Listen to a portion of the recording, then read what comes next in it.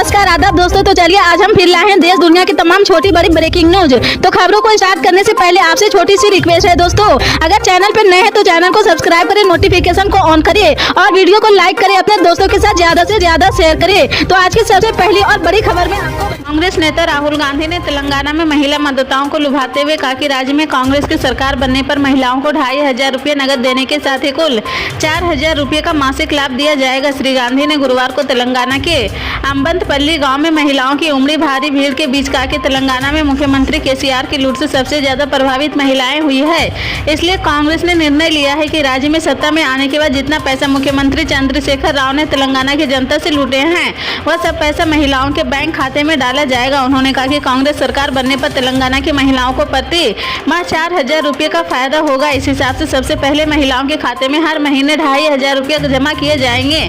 1000 रुपये की कीमत वाले सिलेंडर को 500 रुपये में दिया जाएगा। महिलाओं को सरकारी बसों में मुफ्त यात्रा मिलेगी और इससे हर महीने उनके 1000 रुपये बचेंगे। इस तरह सभी से महिलाओं को हर महीने 4000 रुपये का फायदा होगा।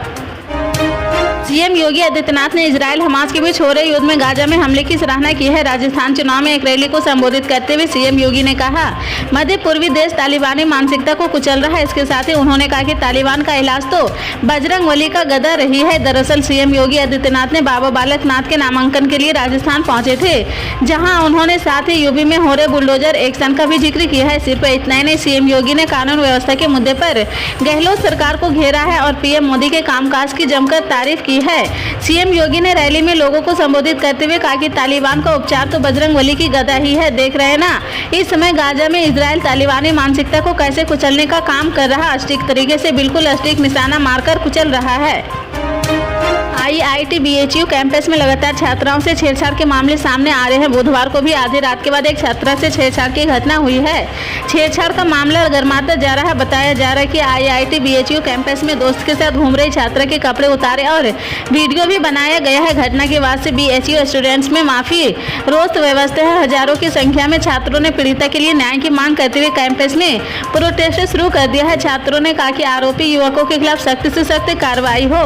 गुरुवार को हजारों छात्र राजपुताना हॉस्टल पहुंचे और प्रदर्शन किया है। छात्र कैंपस में छात्राओं की सुरक्षा को लेकर बैनर और पोस्टर के साथ धरना प्रदर्शन कर रहे हैं। छात्राओं के धरना प्रदर्शन से पुलिस भी हरकत में आ गई है।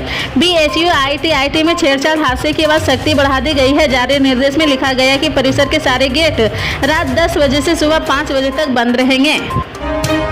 कांग्रेस अध्यक्ष मल्लिकार्जुन खड़गे ने कहा कि बीजेपी और आरएसएस विविधता के खिलाफ है और वे अपने साथियों के कल्याण के लिए आदिवासियों की संपत्ति और कीमती जमीनों और जंगलों को छीनना चाहते हैं। खड़गे ने कहा कि एमएनएफ और जेडीएफ मिजोरम में भगवा पार्टी के अनौपचारिक एजेंडे के रूप में काम कर रहे हैं। उन्होंने मिजोरम में शांति लाने के लिए पूर्व प्रधानमंत्री राजीव गांधी के योगदान को भी याद किया है और कहा कि कांग्रेस पार्टी हमेशा राज्य की प्रगति के लिए प्रतिबद्ध रही। एक्स पर एक पोस्ट में खड़गे ने कहा कि राजीव गांधी 1986 में शांति समझौते के माध्यम से मिजोरम में शांति लाए हैं और 1987 में राज्य का दर्जा हासिल किया है। कांग्रेस पार्टी हमेशा इसकी प्रगति के लिए प्रतिबद्ध रही है। भारत के उत्तर पूर्वी राज्य पर हमेशा से ही चीन की नजरें गड़ी रही, लेकिन अब सेना ने यहां पर अपनी तैयारियों को बढ़ाना शुरू कर दिया है। इसका सबूत है हल्के लड़ाकू हेलीकॉप्टर प्रचंड की सफल लैंडिंग। हाल ही में पूरी तरह से भारत में बने इस हेलीकॉप्टर ने वास्तविक नियंत्रण रेखा के करीब एक रिकॉर्ड अपने नाम किया है। इससे पहले 30 अक्टूबर को सेना ने इस हेलीकॉप्टर पर फिट 70 मिमी रॉकेट और 20 मिमी बुर्ज गन से सफल फायरिंग को अंजाम दिया था। अब कुछ लोग हेलीकॉप्टर की तुलना अमेरिका में बने बोइंग अटैक हेलीकॉप्टर अपाचे से करने लगे हैं। दोनों इस समय भारतीय सेना का हिस्सा है। समाजवादी पार्टी के राष्ट्रीय अध्यक्ष और उत्तर प्रदेश के पूर्व सीएम अखिलेश यादव ने यूपी में 65 लोकसभा सीटों पर चुनाव लड़ने का ऐलान कर दिया है।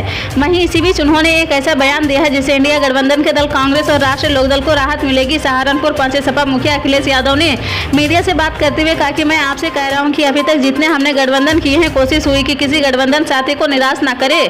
हमारा गठबंधन और पीडीए के लिए खिलाफ है।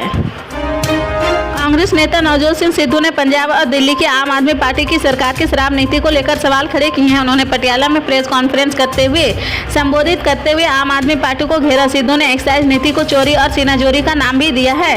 उन्होंने कहा कि ये बड़ी चोरी है और अपने आप को सही ठहराने के लिए अपनी सीनाजोरी हो रही है।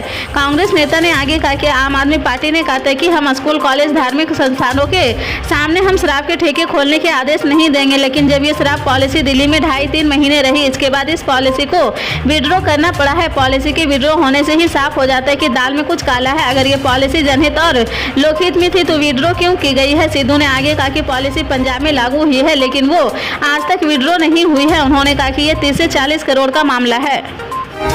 इसी तरह की पल पल के अपडेट जानने के लिए जुड़े रहें आप न्यूज़ के साथ। मिलते हैं।